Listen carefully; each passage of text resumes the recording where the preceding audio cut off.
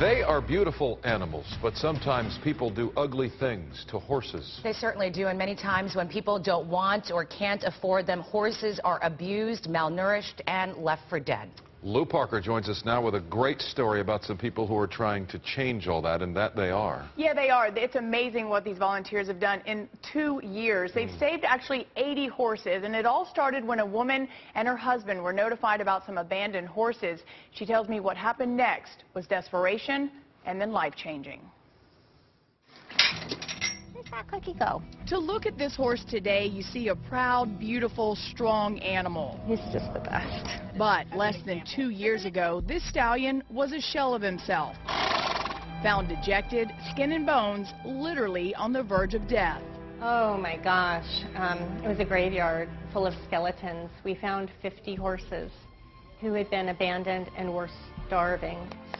Susan Pierce, the woman who helped to save Finbar, tells me he is a former racehorse, but at one point was no longer needed. Can you believe someone threw him away? Thrown away by his owners like trash. He was in multiple pens with other stallions, and they were starving. They were eating each other's tails as trying to survive.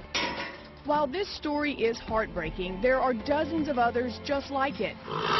Horses named Alexander the Great, Brigid, and Caspian, all rejected and abused. This female horse named Dolly was dumped too, eventually found 300 pounds underweight, headed to slaughter for no reason other than her owners didn't want her anymore. Hello. Pyrrha says she couldn't stand by and watch the abuse anymore. So, with no financial support, she created Red Bucket Equine Rescue. Currently, the nonprofit is based here at Huntington Central Park Equine Center. Good girl. One by one, day by day, Mr. Gorgeous. these horses are cared for, their spirits and bodies rejuvenated with the help of Red Bucket volunteers. That's a good girl. A lot of times they won't even look at you. You know, they're just, their expressions are flat, their coats are flat, and they've just absolutely given up. And then, gosh,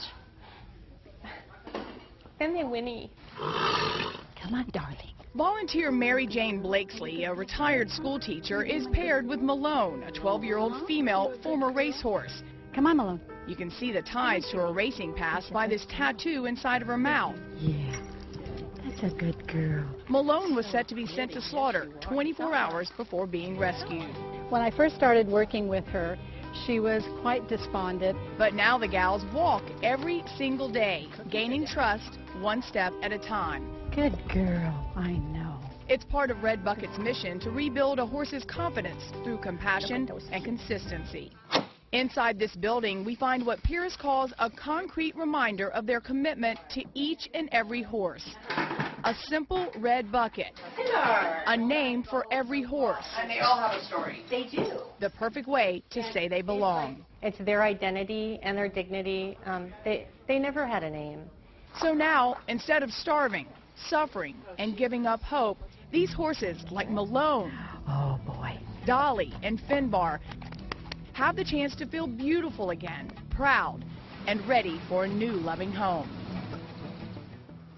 Now, of course, to make this happen, it's expensive. Red Bucket estimates they spend nearly $400,000 a year on food, medical care, and training for these horses. The bad news is the group can no longer stay where they are in Huntington Beach, so they now are having to relocate to land that has no shelter, and they are desperately looking for help. And that's one of the reasons we wanted to do this story, because Susan is working so hard to save these horses. By the way, these horses are up for adoption. Yeah. Like, they're available. You don't have to go buy a horse. Just like rescue dogs, you can go and rescue these horses. Devotion and passion. Yes. Susan, amazing. Yeah, rescuebucket.com. .org. Yeah. Okay. Yeah, it's and our amazing. website as well, KTLA.com. Yes. Thanks so much. Thanks.